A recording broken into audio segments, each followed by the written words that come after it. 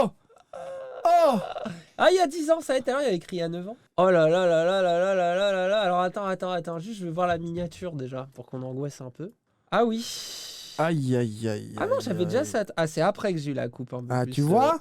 Oh là là là, mais quelle idée d'avoir mis ça en ligne, hein. Quelle idée. Mais si, c'est non du mais oui, génie. mais laisse-moi revenir sur la folie. Ne sois pas trop self-hate. On a dit Non, ce non, soir. pas de self-hate. Pas trop self-hate. On rigole un peu et après on arrête. Non mais je refais le contexte, j'ai déjà dit des tas de fois, je vais le faire assez vite. Donc le petit contexte de la création de Doxa. Donc moi je suis à la base, donc je fais mes études, machin, tout ça, lycée, j'ai mon bac. Je vais en L1 philo. Je déteste au bout de quelques jours, même pas semaines.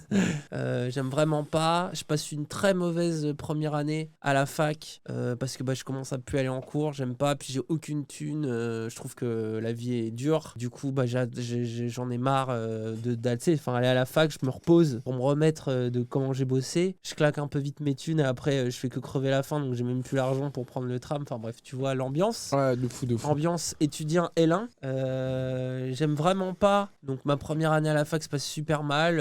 En plus, je suis à Montpellier, j'aime pas du tout. Je finis par perdre mon logement du crew, j'arrivais plus à le payer. Je vivais à 2 pourtant avec un type dedans, et que vous allez voir d'ailleurs dans l'épisode 1. Ça se passe mal et après, je me dis, il y a un de mes potes que vous voyez sur l'image aussi, un de mes potos de l'époque, qui me dit moi j'aimerais m'installer à Toulouse pour faire des études. Lui il était à Bordeaux et let's go, j'ai trouvé un appart pour une coloc et je lui dis vas-y, nous on est 2, on vient et on arrive dedans. Et là j'ai l'intelligence de me dire vu que la fac c'est de la merde, je me réinscris en philo parce que c'est un truc de facilité quand même, vu que moi j'avais aimé la philo, tout ça, j'ai découvert, mais ça je vous en ai déjà parlé des heures, on s'en fout. La bourse, étudiant boursier, très important. Et je me dis je fais mon petit calcul, il me reste 4 ans de bourse si je fais ça bien. Et je me dis je m'inscris en correspondance et j'en profite pour développer des business sur internet. 4 ans pour percer sur YouTube, let's go. Même pas, au début je crée un site web. Enfin 4 ans pour percer sur internet. Ouais, faire autre chose en tout cas. Je me dis je vais utiliser mon temps libre pour faire autre chose. Et du coup je crée un site web après avoir voulu en faire un sur le jeu vidéo avec Wendo, mais qui aboutira pas avec Windows et Tridot d'ailleurs. Et je crée mon propre site web qui s'appelait Solitude. Sur ce site web, je me dis assez vite qu'il faut que je passe au format vidéo parce que ça a l'air d'être le futur. Et du coup, moi j'avais une grosse admiration pour les créateurs dailymotion, mais sans jamais oser me mouiller. Et là, YouTube commençait à avoir un peu le vent en poupe. Il y avait quelques créateurs, il y avait Norman qui faisait ses podcasts. YouTube poupe. Cyprien, il y avait Joueur du Grenier, dont j'étais un grand fan. Et moi, il y avait Usul sur JVC qui faisait donc ce format d'être un peu intello en parlant de jeux vidéo. Ce qui était matrixant à l'époque. Et je me suis dit, vas-y, je vais interviewer 2 personnes qui m'ont beaucoup inspiré, qui sont Pierre Carl et Usul. Donc j'envoie un mail à l'un et à l'autre en leur disant, j'ai interviewé Usul à Pierre Carl et j'ai interviewé Pierre Carl à Usul. Du coup, les 2 me répondent, quel génie je suis. Oussama Hamar, comme quoi. Et du coup, je vais faire l'interview de Pierre Carl. Du coup, on se démerde à trouver une caméra, machin et tout. C'était, j'avais rien, j'avais 0 matos.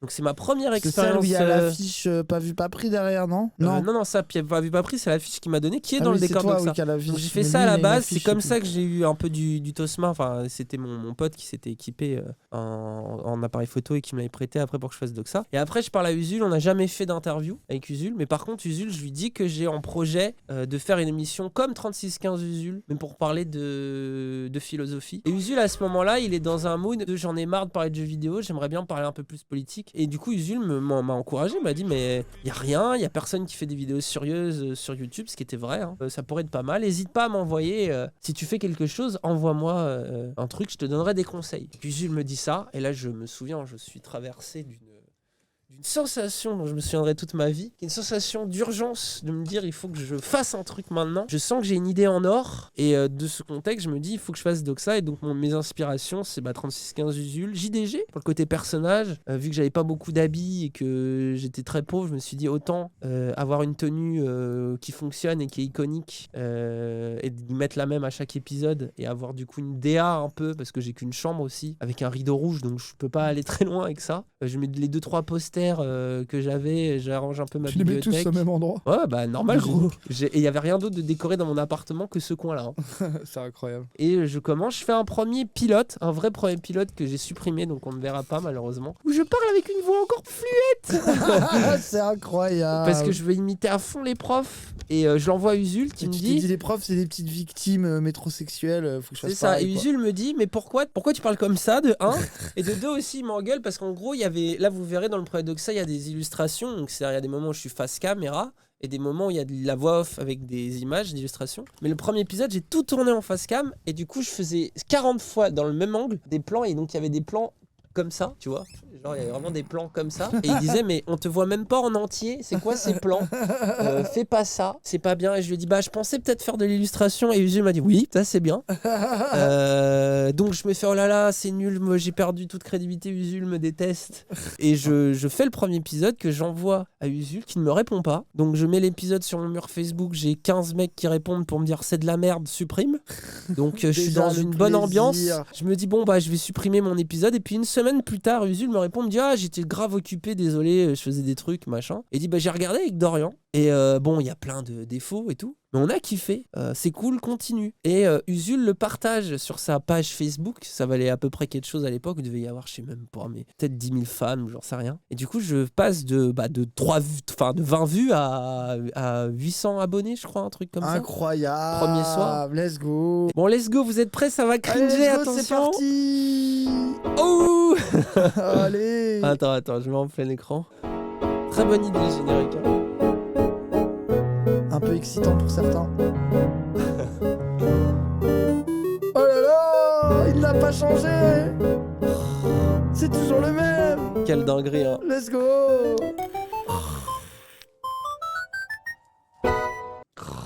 Être libre et penser par soi-même. Générique très efficace en vrai, en 20 secondes, il est rapide. bien, le générique. L'inspiration du générique, c'était Dexter et Joueur du Grenier, parce que Joueur du Grenier, il y avait un générique matrixant. Ouais. La musique, c'était mon pote justement avec qui je vivais là, Damien, il s'appelle, vous allez voir dans l'épisode, qui avait fait les musiques. Je lui ai demandé des remixes chiptunes parce que je voulais prendre des musiques classiques. Mon instinct de droitard, c'était des musiques classiques pour des trucs intello, mais je m'étais dit par contre c'est un peu lame que ce soit que la musique. Du coup remix chiptune quoi. Du coup remix chiptune. C'est bien, c'est libre de droit les mélos. Puis à l'époque c'était la mode, mais générique efficace. Hein. Et puis ouais, le petit côté Dexter quoi, s'habiller, mettre le pull. C'est ça. Et je me disais avec ça les gens vont comprendre que c'est un personnage. 10 ans après ils ont toujours pas compris, mais bon c'est bon. Bonjour et bienvenue dans Doxa, une nouvelle web chronique qui abordera divers sujets de réflexion à la lumière des sciences et de la culture. Idéalement, son ambition est de vous proposer un contenu enrichissant et divertissant qui essaiera de vous armer le plus possible contre ce que les philosophes appelaient la doxa, c'est-à-dire les opinions douteuses, les préjugés et les lieux communs de notre société.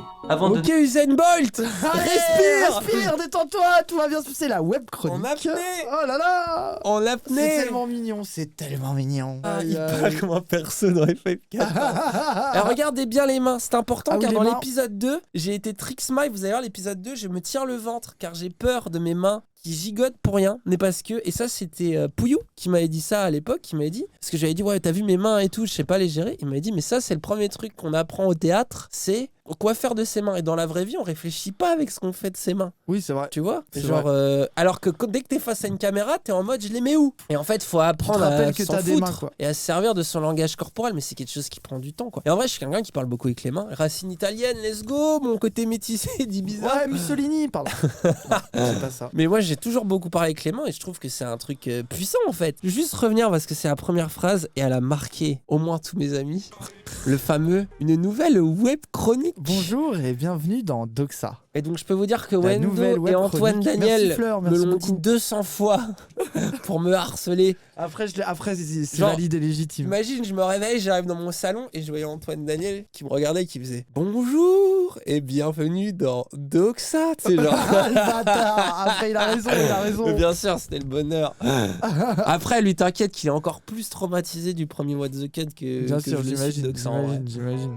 Avant de nous lancer sur des sujets brûlants ou de grandes questions existentielles. Ou de grandes questions existentielles. Ah, nique ta mère. Et en fait, ce qui me fait rire là, c'est que je suis tellement concentré, ça se voit que je souffre, que je suffoque. Parce que je disais les phrases trop vite, je sais pas où il faut respirer. T'es en enfer sur Terre là.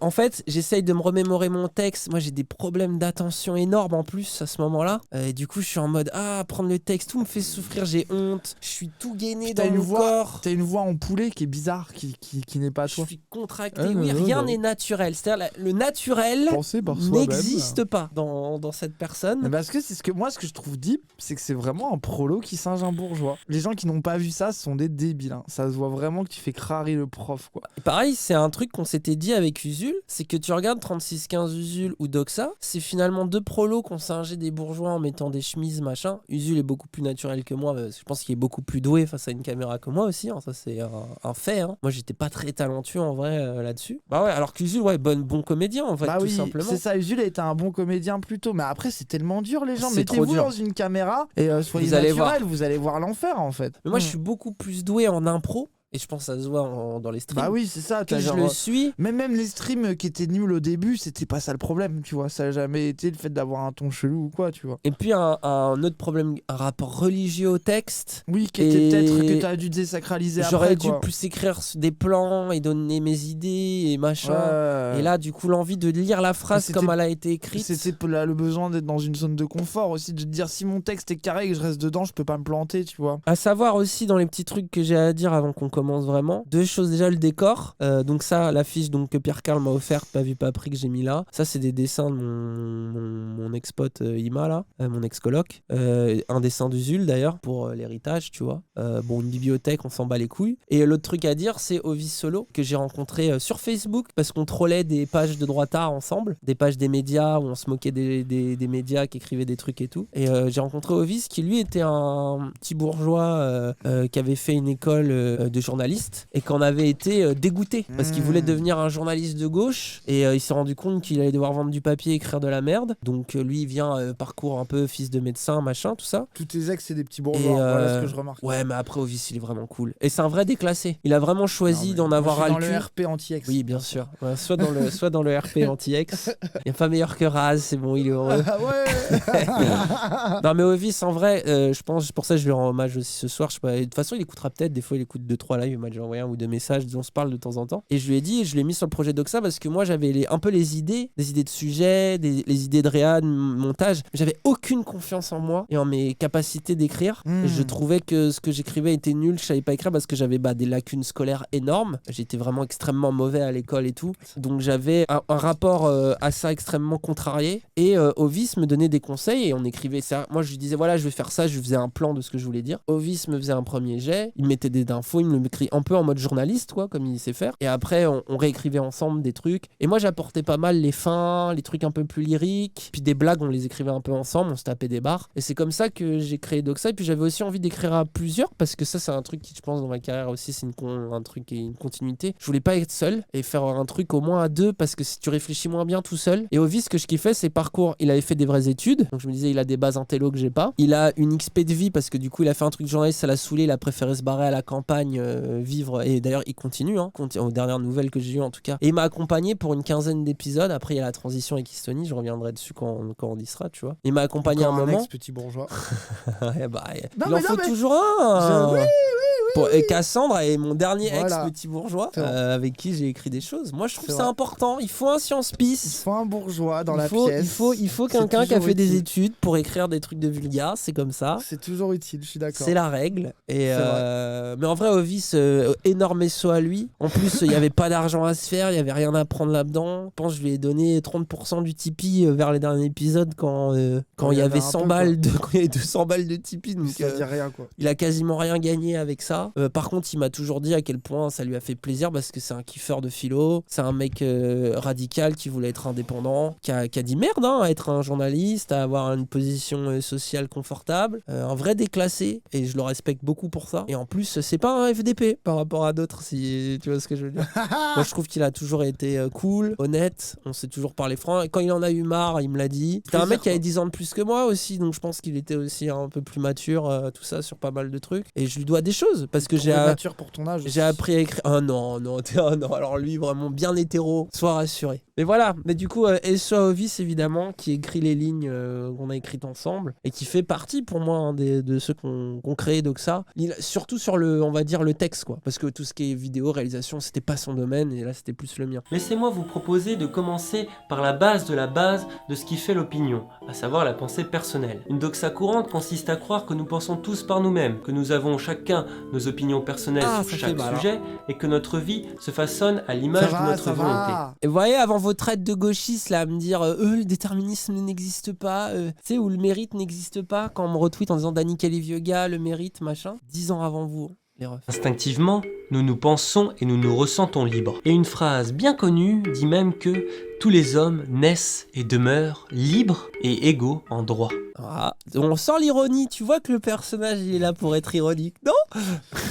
Oui, bien sûr. Après, le mélange avec des images, c'est ça qui était banger à l'époque. Oui, ça c'était bien. Parce que là, bon, mais ça a vieilli ce format. En fait, ce qui peut être un peu rageant, mais après, faut arrêter de parler de ça parce que sinon on va parler que de ça, c'est juste t'aurais eu un deliver. Au niveau de la voix un peu différent, c'était classique. C'est mon rêve depuis le début. Faut en faire le deuil, c'est pas grave, c'est bien quand même. J'ai jamais pu être un bon youtubeur à cause de ça. C'est ça, mais c'est pas grave, ça y est, c'est fini, le trauma est fini, on le dépasse, maintenant on peut parler du fond, sinon on va parler que de ça. Non mais c'est pour ça. Par contre, si on revient sur les techniques de montage et tout de l'époque, le truc d'illustrer avec des films, et c'était le plaisir de Doxa, après j'ai mis les titres et tout, c'est que beaucoup de gens regardaient les émissions et me disaient j'ai été mater les films, ou j'ai été lire un bouquin, et beaucoup de gens découvraient des séries, des émissions. Combien de gens m'ont dit qu'ils ont découvert The Wire avec l'épisode 2 ou peut-être le premier. Dans celui-là, je crois que j'en parle. Ouais, mais ça, c'est le truc que tout le monde dit à chaque fois, des rêves, des films, des extraits trop stylés. Mais oui, c'est pour ça. Il est là aussi l'angle pop culture. Donc mon attachement à la pop culture et de dire oui, on peut penser avec vos philosophes là. Mais en vrai, tu regardes à chaque fois dans Doxa, vous allez voir à chaque fois que je parle de trucs de culture académique, j'ai un ton un peu ironique. Et ce que j'essaye surtout de légitimer, c'est la culture populaire en fait. Et c'est ça que j'ai toujours eu à cœur de faire dans tout ce que j'ai fait. Et c'était l'inspiration d'Usul, elle tient de ça. C'est qu'Usul, il faisait le bourgeois pour parler de jeux vidéo. Et du coup, il légitimait le bourgeois en ayant une approche un peu noble du truc. Et je me disais, bah là, c'est la même. On prend la philo qui est bien noble, mais derrière, on balance The Wire, on balance Six Feet Under, on balance des mangas. Pourtant, cet instinct n'est pas partagé par toutes les cultures. Pour un bouddhiste ou un hindouiste, le fardeau d'actes qu'il n'a pas souvenir d'avoir commis dans une vie intérieure semble lui peser sur sa vie au quotidien. Ce qui peut paraître un peu injuste, si cette dernière s'avère profondément pénible. Attention, sketch problématique incoming. Vous comprenez pourquoi maintenant j'ai la vie, bon, les trucs bouddhistes et tout, hein, malaisant quand des occidentaux en parlent. Aïe. Pourtant, c'est un des piliers, hein. Donc ça, c'est mon pote justement avec qui j'ai vécu dans 9 mètres carrés. Qui faisait les musiques. Ça va faire un truc raciste là? Sa daronne était fan de Mathieu Ricard et avait des stages bouddhistes. D'accord, ok. Du coup, lui, il était dans la DT. Et d'ailleurs, ça, c'est un truc qui a été béni par Rinpoché, la Sogyal Rinpoché, qui était le second du Dalai Lama à l'époque, qui sévissait en France et qui l'a béni sur les épaules de sa mère. Et sa mère lui a filé en mode pour que tu réussisses tes études. Et du coup, la détestation aussi, elle vient de ça. Mais. Ok, c'était valide et légitime quoi. Expliquer n'est pas excusé. Ça, c'est un vrai chant. Je me dis des fois que pour passer ma vie dans un temple à m'ennuyer au milieu des bougies, j'ai vraiment dû être un enfoiré dans ma vie précédente. En tout cas, c'est si drôle. Si mal écrit et si mal deliver. So much le sketch. Après là, c'est mes potes. Déjà, moi, je suis nul, mais alors en plus, je mets mes potes dans cette sauce. On imagine mal un dieu bienveillant et tout-puissant nous condamner à la damnation éternelle pour quelque chose que nous n'aurions pas fait. Non! Avec des esthéticiens. Moi, je l'ai pas croqué la pomme. Je vois pas pourquoi je dois payer pour ce con d'Adam. T'as voulu faire la troll face derrière? Oui. Ah, mais je laisse les gens expliquer l'art. Voilà, c'est pas à l'artiste d'expliquer l'art. Ce plan. Il est bien quand même, moi, je trouve. Bon, après, je suis d'accord, elle vient un peu Z. Après, un peu Z sur le fond, je trouve. Tu vas voir. Un peu, oh Dieu. Bah après, tu vas voir. Si Dieu existait, si je me suis fait engueuler par un serment d'acte, c'est pas pour rien non plus. Si on omet ces quelques contradictions, le concept de libre arbitre est beau, il faut le dire. Je suis et fais ce que je veux. Je suis maître de moi-même et tous mes actes dépendent uniquement de ma volonté. Je serai donc responsable de mes actes. Les illustrations ne manquent d'ailleurs pas dans la culture.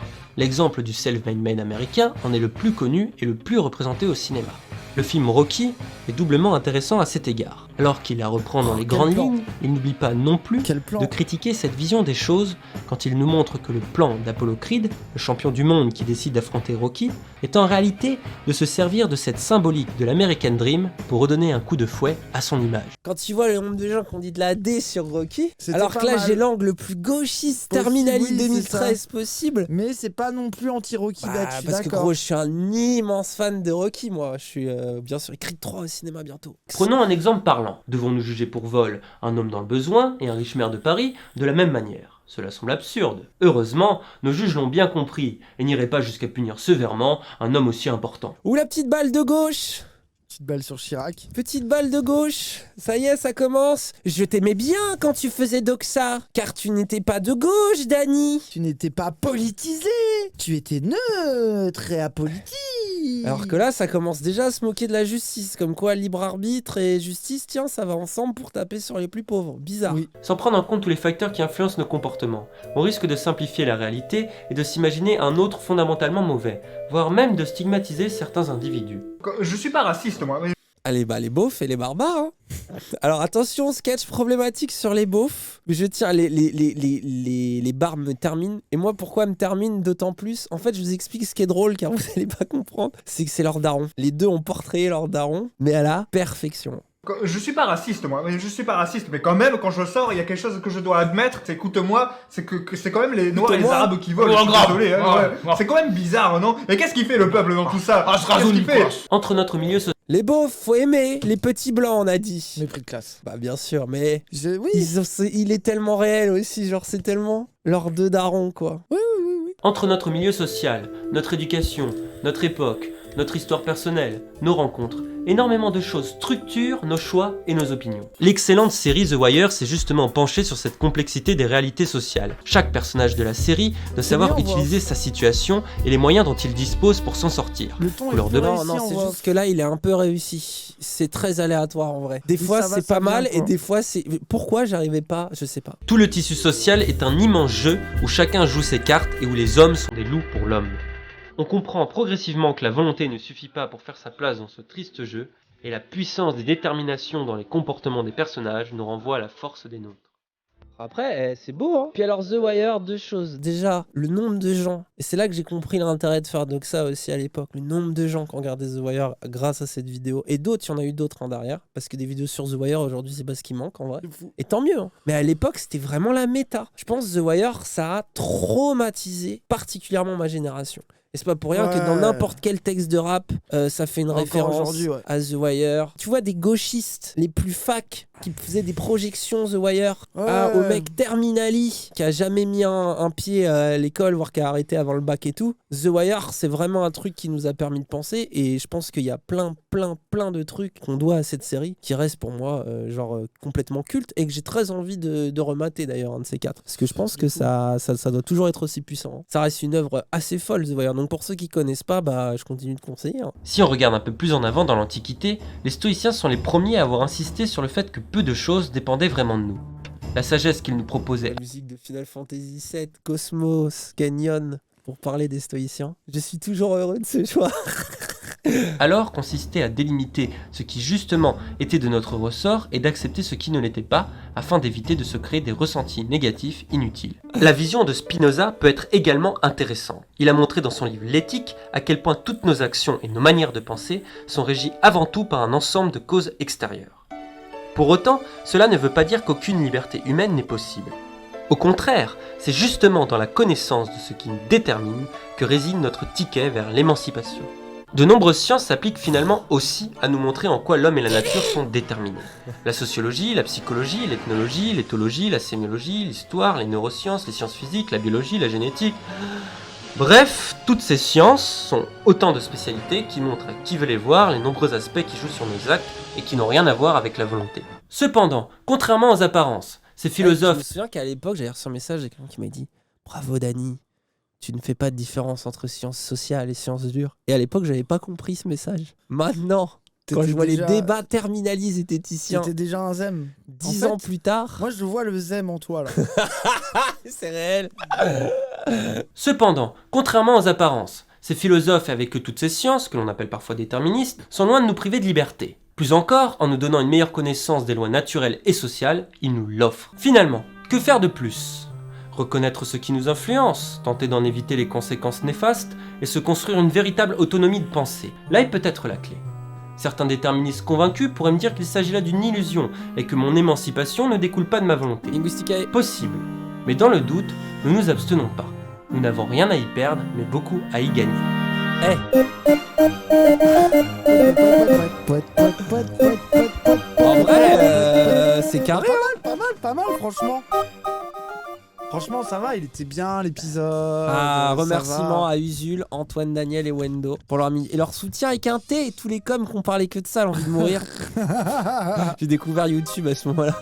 Basé. Un peu zététicien. Moi, je me rappelais pas que t'étais aussi zététicien. Non, mais ça explique beaucoup de choses. Attends, je veux juste voir et ça. ce que je trouve deep, c'est qu'il y en a qui en sont encore là, en fait. C'est ça que je trouve deep. Je suis le père fondateur de la zététique en France. Allez vous faire enculer. Ça. Oh là là, mais en vrai, trop mignon. Ça a fait, je vous ai dit, 30 vues au début, c'est à 200 000 vues maintenant. C'est bien. J'ai plus peur de sortir mes vidéos sur les oiseaux, voilà, Bubu. Je vais relativiser tout ce que j'ai dit d'encourageant en début. Le niveau de YouTube aujourd'hui, genre je vais sur TikTok, les gens ils sont beaux, ils parlent super bien. C'est déjà trop monté. Et vous trouvez que TikTok c'est de la merde, donc imaginez un peu, genre désolé. À l'époque, ça c'est une vidéo qui a un niveau de production qui est pas normal par rapport à la moyenne de ce qui sortait. De fou. D'où je pense le petit succès que ça a eu assez vite parce qu'il y avait rien en fait. Bah c'était très propre, le son est propre, les extraits bien choisis. J'ai fait très attention. Et tout. Un peu de montage. Mais là on va pouvoir, voilà, un épisode 2 là, attention. Donc voilà, donc comme j'ai dit, je le sors au début, un peu pas de trucs. Usul le partage, je suis trop content. Et mes 800 premiers abonnés, et du coup je suis gonflé à bloc. Je suis en mode let's go, je me suis fait la main sur un sujet facile, un sujet un peu philo, un peu tranquille pour se faire la main. Mais qui au final est toujours au centre de nos réflexions aujourd'hui. Hein. La question à la fois de parler de déterminisme, d'avoir conscience que, gros, on n'est pas né libre et méritant, c'est plus complexe que ça. Et en même temps, ne pas tomber dans le gauchisme c'est déterministe, quand même. En mode, du coup, on peut rien changer parce que ça dit un peu, selon Spinoza, les stoïciens, la fin de l'épisode dit quand même, vaut mieux prendre le risque de tenter des choses que de rester éternellement à sa place. Vous ne répétez pas de ça comme excuse, quoi. Du coup, le deuxième épisode, qui était celui que je voulais vraiment faire personnellement, mais je préférais l'avoir en deuxième, avoir un peu plus la main. Donc c'est sur les médias, pour chier sur les médias. La critique média. Voilà, la critique média. Et donc ça, là pareil, Internet. Faut se remettre dans le contexte de l'époque. Le contexte de l'époque, c'est aucune vidéo intello, à part se manger du Franck Lepage et du Pierre Carl. Un peu les nouveaux chiens de garde, Serge Halimi, toute cette critique des médias et le début un peu du complotisme. Mais là, la version, on va dire, un peu plus de gauche, un peu plus intello. La période Monde Diplôme.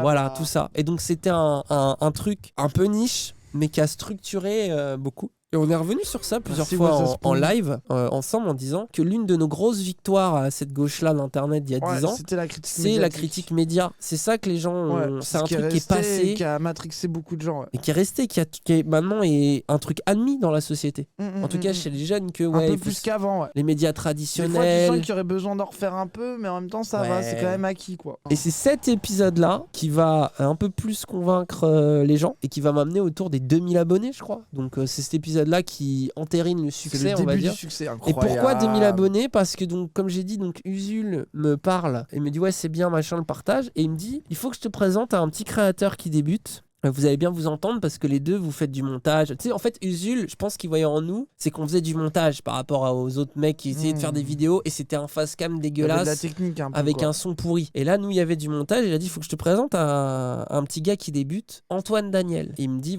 tu devrais aller lui parler. Il me file son Facebook. Mais il y avait déjà Antoine Daniel dans l'épisode 1. Ah oui, t'as raison. Mais alors du coup, j'ai dû lui parler pour l'épisode 1. Mais Antoine Daniel, à l'époque, je voulais pas lui parler parce qu'il avait 10 000 abonnés. Donc dans ma tête, c'était une gigastar. Puis je voyais pas trop ce que je pouvais lui faire. Sauf que Wendo l'a rencontré par un autre moyen, par Tridot, notre ami en commun, et on s'est mis à parler ensemble. Et du coup, je crois qu'il m'a aidé sur le deuxième épisode. En fait, c'est sur le premier. Et je pense que c'est lui peut-être sur les conseils son. Et par contre, lui, il a partagé l'épisode 2 sur sa page Facebook, mais pareil, c'était un petit créateur à l'époque. Et du coup, ça a aidé au truc. Et bien sûr, plus tard, ce qui m'a aidé un peu plus à me faire connaître, c'est le 29 avec Antoine Daniel, où il a présenté ma chaîne dans un des tout premiers 29 avec Antoine Daniel. Et ce qui a permis là, peut-être que je gagne 5000, 6000 abonnés, je sais plus, tu vois, j'ai aucune idée là, j'ai genre des chiffres, mais j'en sais rien en vrai. Je me suis coupé les cheveux. Ça a commencé tôt, ces histoires. 10 ans que vous me cassez les couilles. 10 ans que vous critiquez ma coupe de cheveux sur Internet. À cause de vous, j'ai la même tête de con depuis toujours, par esprit de contrariété. Oh, il est d'usage de critiquer la télévision. Tout le monde s'accorde à dénoncer la dérive de nos programmes vers des contenus de moins en moins... Tout le monde s'accorde à dénoncer la dérive vers des contenus... intéressants et originaux, mais de plus en plus voyeuristes, vulgaires et stéréotypés. Comme vous le savez, les chaînes sont financées par la publicité, sauf sur la télévision publique à des horaires très restreintes. Il s'agit de créer des émissions qui se conforment aux attentes des spectateurs pour créer le fameux temps de cerveau humain disponible pendant les plages publicitaires qui les coupent. Ah oui. Les émissions... C'est la méta de l'époque. Oui, je sais. En plus, là où t'es un cuck, c'est que tous les races Terminal Yoshi et t'es d'accord de sont devenus... On regardait Doxa. On regardait Doxa pour ça. Tous les complotistes un peu en devenir. Après, Alain Soral, il avait plus de style que toi quand il disait ça. Oui, non, mais oui. Tu compares le maître à l'élève, bien sûr. Nous regardons sont donc le reflet de nos comportements de spectateur. Amener le spectateur à rire de ce qu'il regarde ou à avoir un point de vue cynique est une technique utilisée par les scénaristes et les réalisateurs. Ne me dites pas que vous n'avez jamais regardé des gens idiots en vous en moquant et en vous demandant pourquoi les gens regardaient ça. Je déteste non mais ton allô avis quoi. aujourd'hui. Non mais allô quoi. C'est une référence. C'est une référence. En fait, je comprends pourquoi, mais t'es méprisant. Et gros, c'était la méta. Comparons ensemble deux émissions bien connues des amateurs alors ça, du je pense que c'est là où je vais avoir, là où je suis moins d'accord, c'est tout ce que je vais dire. petit écran pour voir à quel point les techniques de montage sont également des techniques d'écriture permettant aux créateurs d'orienter le message donné par les images. Striptease est tellement vrai. À première vue, ces deux émissions n'ont rien en commun, et pourtant, elles font sensiblement la même chose. Elles prennent pour sujet des individus marginaux, présentant une particularité notable, et les exposent aux caméras. Pourtant, Striptease se contente de filmer sans utiliser de voix off, ni de titres racoleurs. Elle nous offre une peinture de la société assez objective, mais surtout, elle nous laisse dans une neutralité propice à la réflexion. Le gauchiste baisé par Striptease.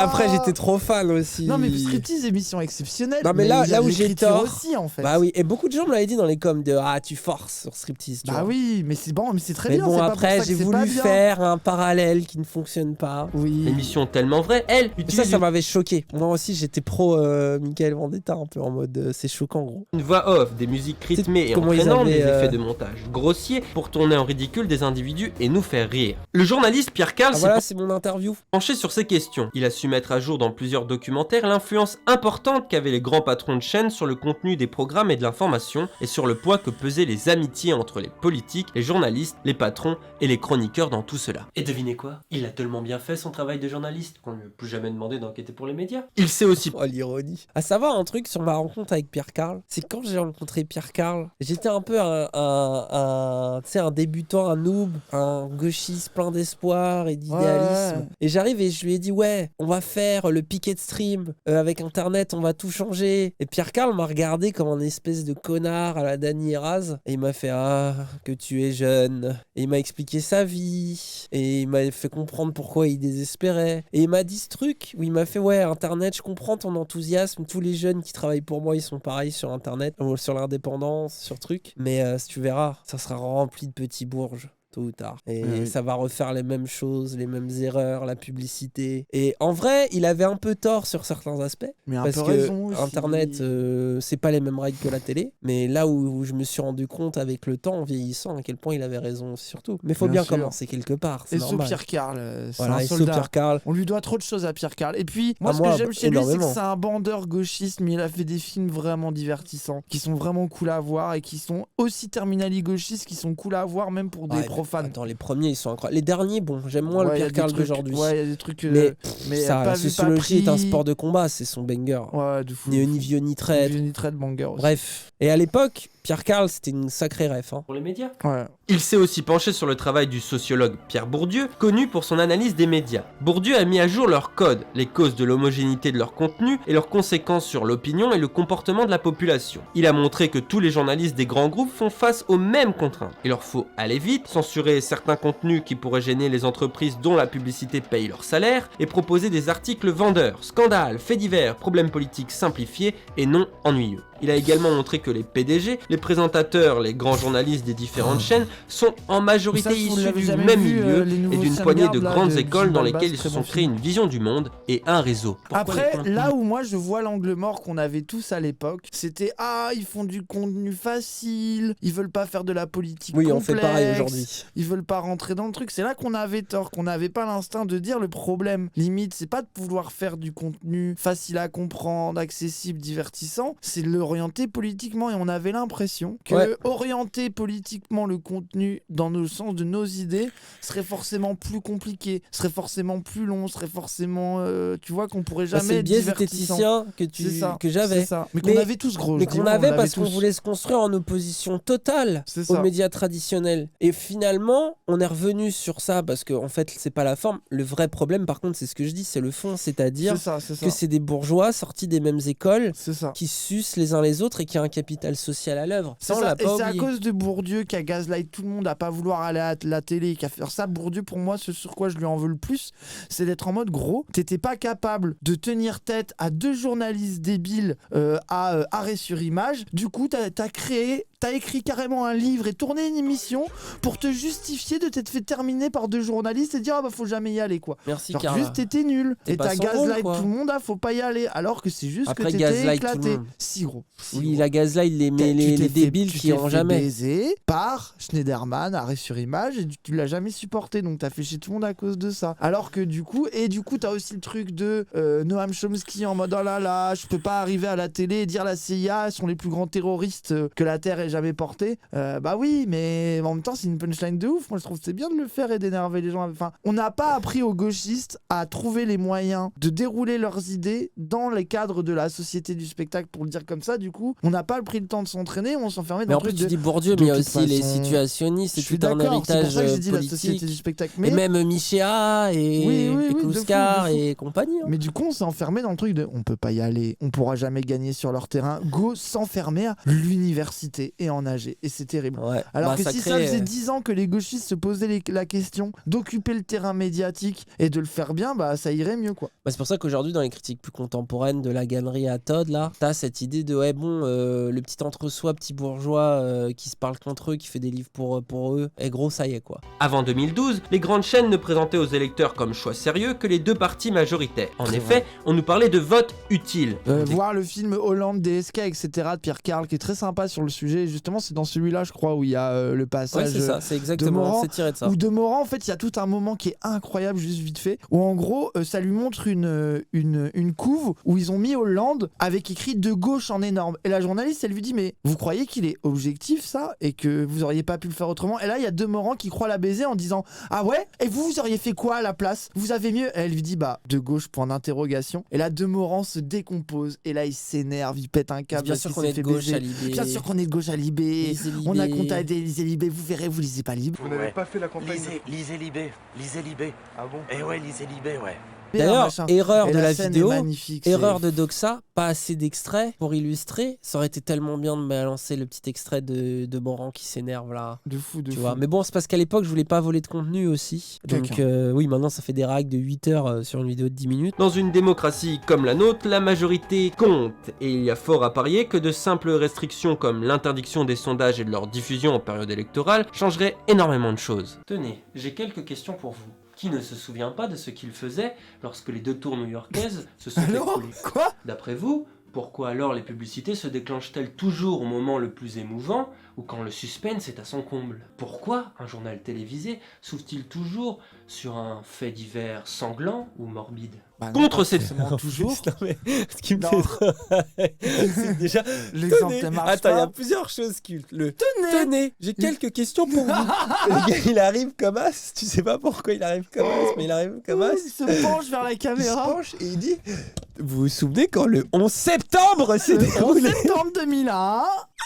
Et surtout le truc, les journaux s'ouvrent toujours sur un fait divers sanglant et morbide. Bah surtout, non, pas vraiment. Je vois ce qu'il veut dire, mais les exemples sont pas. Il veut dire, j'adore la déréalisation. Non mais tu vois, le truc de ok, t'as raison, genre forceur, ok. Mais là, le 11 septembre, t'es sûr? La nouvelle génération se réfugie de plus en plus sur Internet dans le désir d'obtenir un discours différent et libre. On trouve même certaines émissions ou journalistes, comme l'équipe d'Arrêt sur Image, qui, évincés du média préféré des Français, ont trouvé une nouvelle manière de s'exprimer sur la toile. Le contenu... Le mec a réussi à sucer Bourdieu et leurs ennemis en même temps. Et il nous raide maintenant. Ah oui, Arrêt sur Image, on vous adore. Désolé. Le web ne surpasse pas celui de TF1 ou de France 2, et les choses les plus populaires restent en général assez limitées qualitativement. Oui, alors que c'est du génie. Je suis un fils de pute, j'ai adoré ça. Oui, en plus, les émissions produites sur le net. Si Attends, pourquoi j'étais couché là?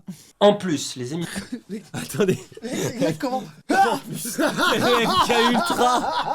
Il y a le MK Ultra qui s'est réveillé. Oh, Terminal, il décédé. C'est quoi cette posture, gros? Oh, l'autisme. Le malade. Et dites-vous, là, je gaine tout mon corps. Hein. Je contracte plus qu'à la salle de sport, là.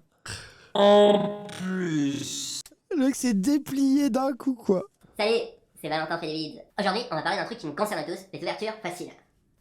Le genre de truc qui porte trop bien son nom. Trop pas. Tenez par exemple, l'autre fois je vois un produit à la télé, ils se vendent d'avoir des ouvertures faciles. Alors, je l'ai acheté. Et en fait, le truc, quand tu veux l'ouvrir... Super!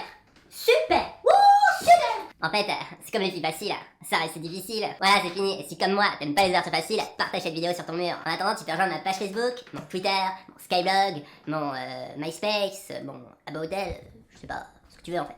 Et manger crunch, au moins dans des bonnes ouvertures faciles. Oh, ma parodie des youtubeurs. Let's go. Ça clashait Norman before it was cool. Non, là, ça clash Minute Papillon, là. Non, c'est un mélange. Parce que la pub Crunch, c'était Norman. C'était le premier placement de produit de l'histoire. Après, pas mal le sketch en vrai. C'était bien celui-là, ça va. Et puis les ouvertures faciles, c'est comme les filles, ça reste difficile. J'avais quand même nailed l'humour des hétéros cringe des podcasteurs. Ça, c'est ma détestation profonde des stand-uppers et des podcasteurs, c'est que leur sujet, c'est parler mal des meufs. Est-ce qu'un jour ils peuvent avoir... Parce que moi j'adore ça en vrai, la preuve, on en fait nous-mêmes. Hein. Parler mal des meufs? Ouais, et puis ils parlent mal des meufs. Voilà. En plus, la vérité. Soyez des misogynes efficaces. Voilà, tout est dit. Alors qu'Internet propose de nombreux outils incroyables Oula, qui, bien utilisés, permettent de créer des contenus et des échanges constructifs, il serait dommage d'en faire un ersatz de cette télévision que nous critiquons tant. Tu vois, c'était vraiment la méta de l'époque. Ouais, mais c'était la méta de l'époque, gros. Tellement... En fait, c'est notre ambition. On est là, on va à Japan Expo avec des Wendo, des Antoine Daniel, et on est en mode, oh oui, le futur, c'est nous.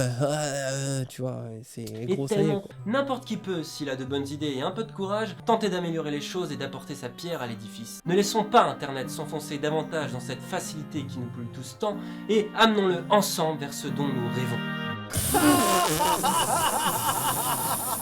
Le fond est ok, d'accord, mais la forme, et c'était l'un des pires moments. Limite, c'est moins bien que le premier en termes de forme. Le son est pourri. Ouais, de fou. Mais par contre, le sujet est bien. Et le sujet avait plu aux gens. Ouais, de fou. En tout cas, voilà, bon, je pense qu'on est bien là, non? Ouais. On est pas mal. Plaisir.